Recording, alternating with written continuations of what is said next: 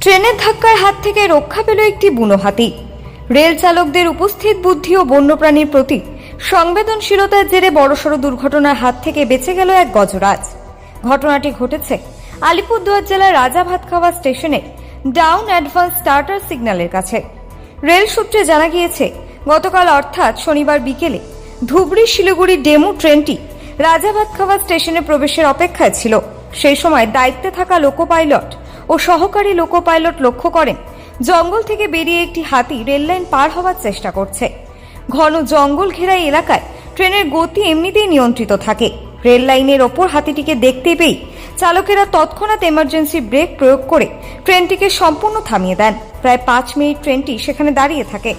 হাতিটি নিরাপদ দূরত্বে লাইন পার হয়ে জঙ্গলে ঢুকে পড়ার পর চালকেরা পুনরায় ট্রেনটি নিয়ে গন্তব্যের উদ্দেশ্যে রওনা দেন।